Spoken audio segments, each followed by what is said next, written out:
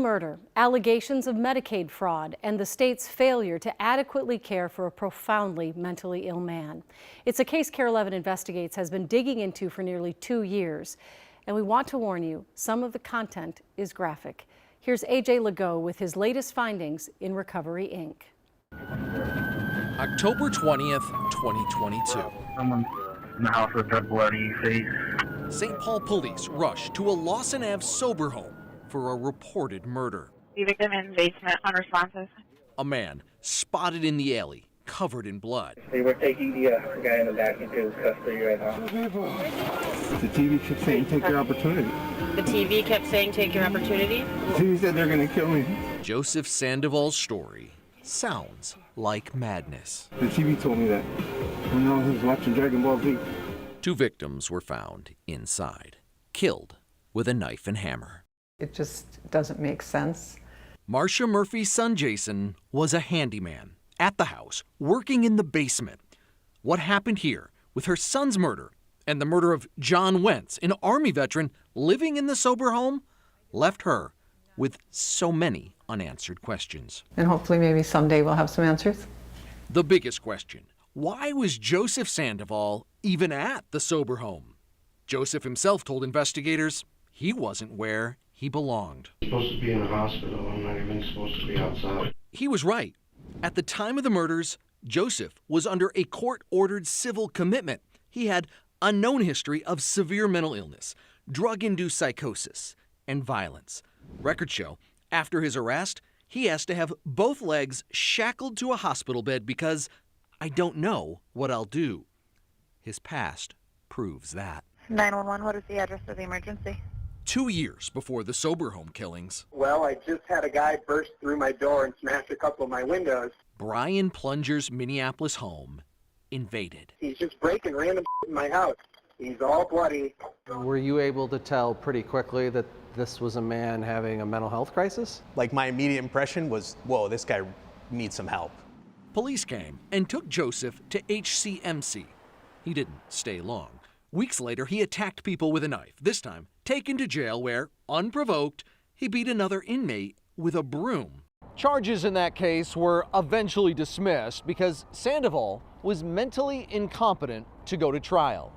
He was released. His violence escalated. Joseph stole a cab. Led police on a wild chase. Southbound Portland. Slammed into a pedestrian. He just ran somebody right over. Not once, I'm a dude on the ground, and he drives directly for me. but twice. You think he was trying to kill you? Yes. Sandoval again found incompetent to stand trial. This time, a judge ruled he poses a substantial likelihood of causing physical harm, so ordered him civilly committed. Joseph was sent to state-run, locked, supervised treatment in Anoka. But records show, due to staff shortages, he was discharged to Evergreen Recovery in St. Paul.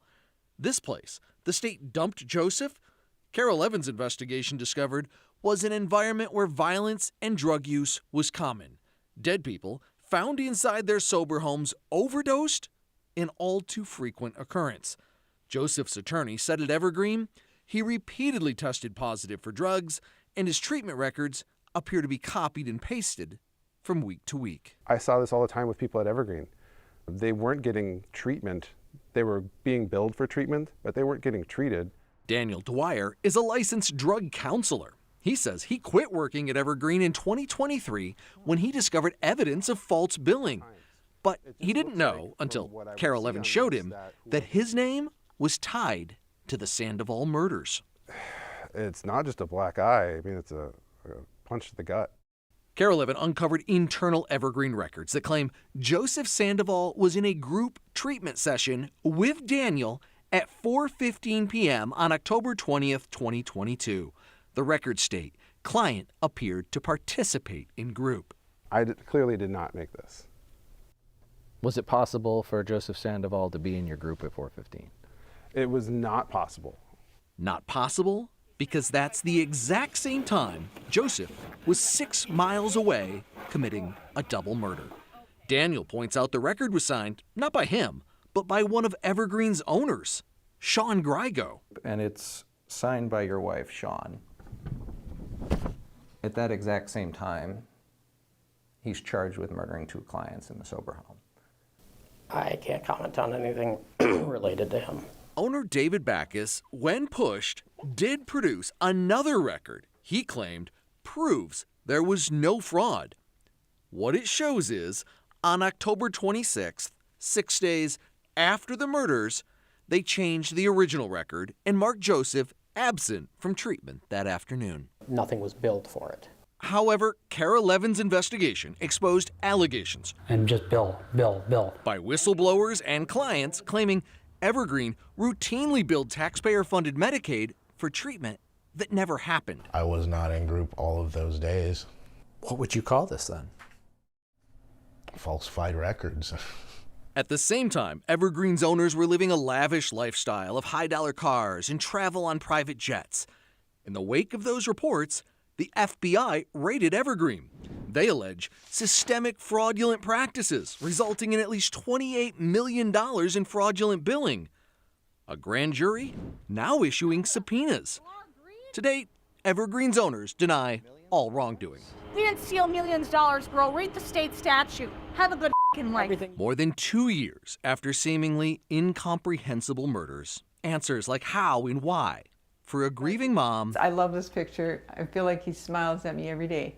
finally coming to light. But answers don't fill voids. It was our last day together. Joseph Sandoval pled guilty in July and will spend decades in prison for murders he does not even remember committing. Referencing the treatment failures, his lawyer told the court he is, quote, not alone in responsibility for the loss of life. For KARE 11 Investigates, I'm AJ Legault.